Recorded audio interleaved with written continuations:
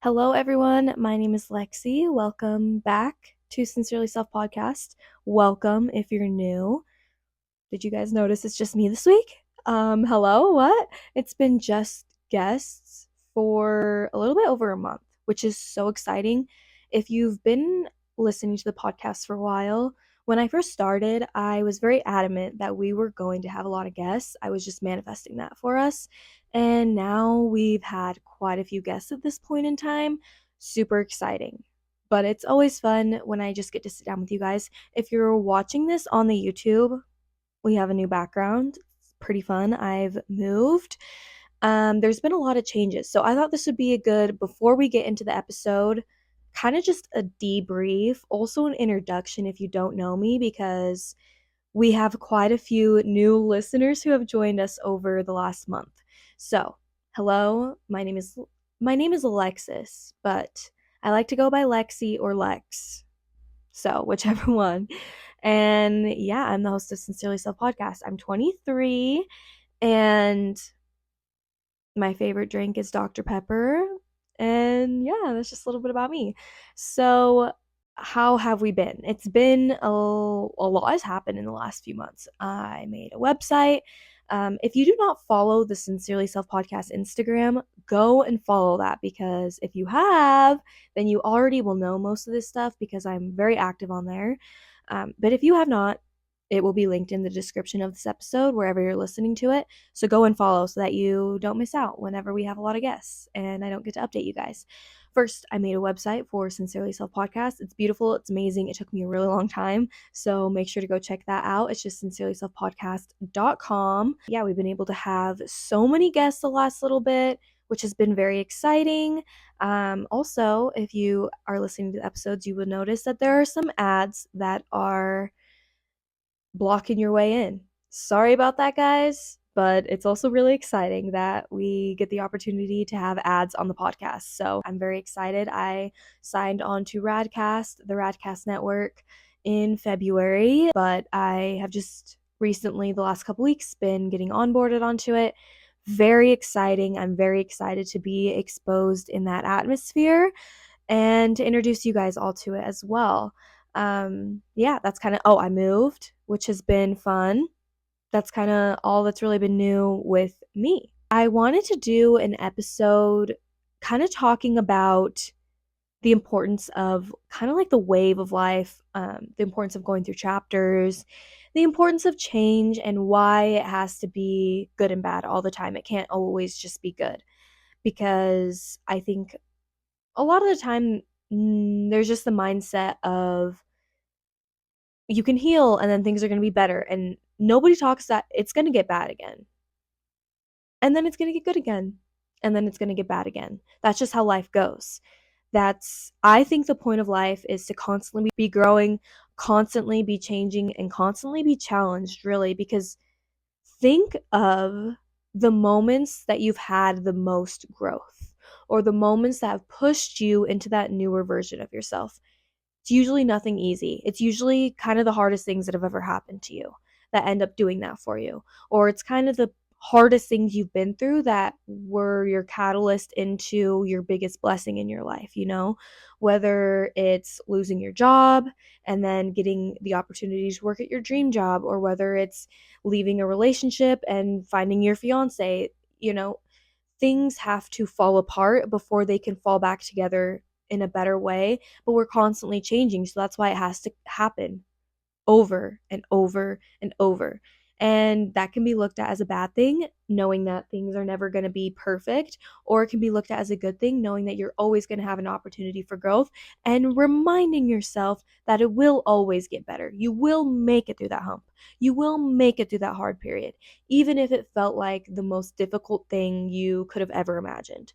So, for an example, I actually posted this video on TikTok.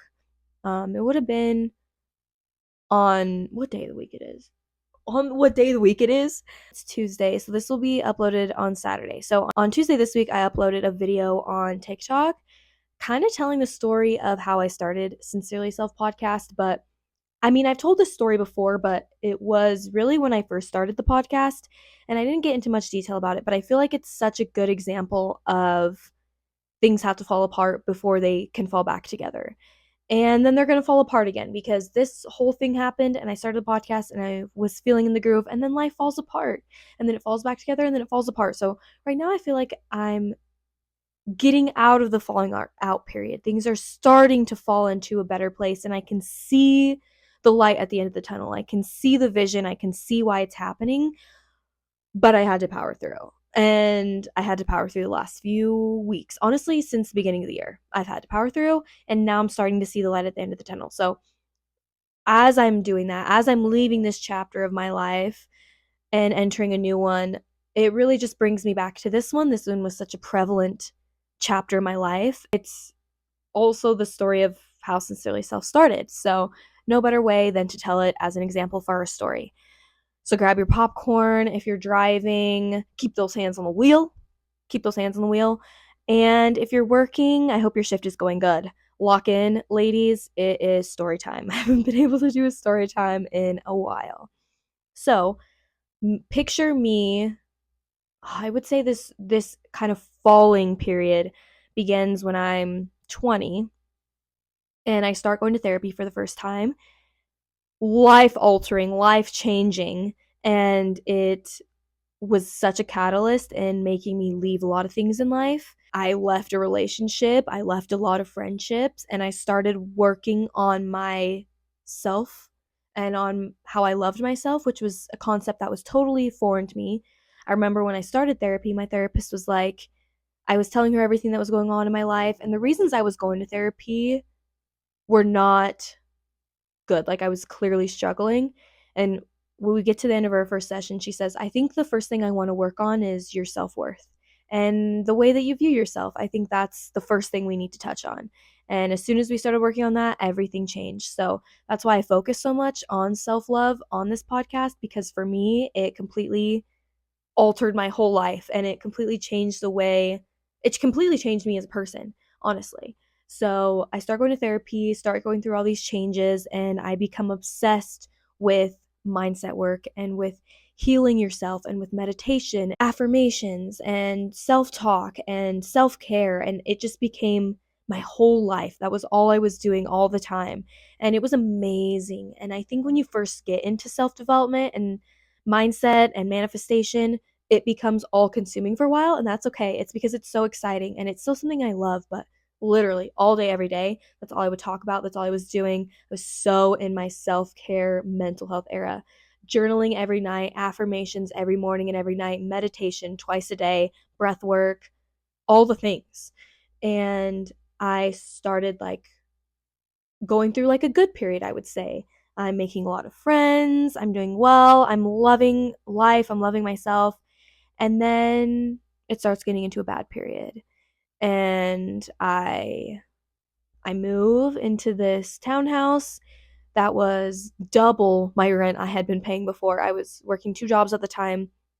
Doubling the rent obviously is going to make a change on your payments, right? So now I'm financially stressing with money. I also was full time in college online. So I'm also doing college full time. And my plan in life at that point was to be a life skills teacher. That was what I was going to school for. I worked as a para educator in the schools for 3 years at that point. And that was my plan. I was going to go to school. I was going to get my license to do that. And I was going to do that in my hometown. That was my life. Gonna get married, have kids. That was my plan. And you start not feeling aligned with things when you're about to end a chapter. Things just don't feel right. Things just don't feel settled. I don't know how to explain it, but if you felt it, you know what I mean. Things just feel not right. It just doesn't sit well with you. You can feel that you're not supposed to be doing that anymore. And I start realizing I do not want to go to school to be a teacher anymore. And I will say I still love the schools. I work as a substitute teacher still. Like, I love being in the schools, but I just knew that this was not the career that I needed to do. And that's life altering because I'm in debt now from school. And that's literally what I've been doing for the last 4 years. That was my goal. And so now I'm going through this mindset shift of, okay, well, that's actually not what I want to do. What should I do? I'm in the middle of school. What do I want to do? And I'm struggling with money. I have family things going on as well. I would say during this period of time, my relationship with my parents was really rough. And so I'm going through that, and everything seems to just slowly be falling apart in my mind. Nothing on the outside is falling apart yet, but I have this beautiful house with my best friend and a beautiful room, and I'm sobbing in my closet every day, and I'm having panic attacks every day. And it didn't matter how much I worked on my mindset, I was still struggling. I was spiraling. I didn't know what to do anymore. And so while I'm manifesting, I start manifesting $10,000 because I felt like $10,000 is when I would feel financially secure, when I'd feel better. And so I'm writing this down every day in my affirmations journal. I'm visualizing it while I'm meditating. If you guys want me to do an episode on manifestation, I would love to, because this is such a true testament of manifestation. And so as I'm like talking about all this self-development work, I had this amazing group of girlfriends that I was with almost every day during this period of my life. And to this day, those girls mean so much to me, so much to me. They really were my rock during this time, seriously. And I am telling them like everything. And during this time, my friends were all like, you should start a podcast, like you should start a podcast, because I loved giving advice, because I knew how it felt. I was going through it at the time, and sharing what I was learning helped enforce it for me, helped give me hope that things were going to be okay, just telling other people about it. And so I'm like, a podcast? Like, I don't know if I could do that. I don't know who would want to listen to me talk. I didn't feel my worth enough to give other people advice. I didn't feel worthy enough to do something like that.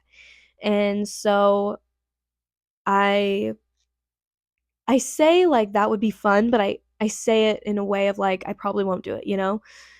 And I start looking into life coaching, because Jay Shetty is a podcast I started listening to a lot at this time, and he's a life coach, and I really really looked up to him.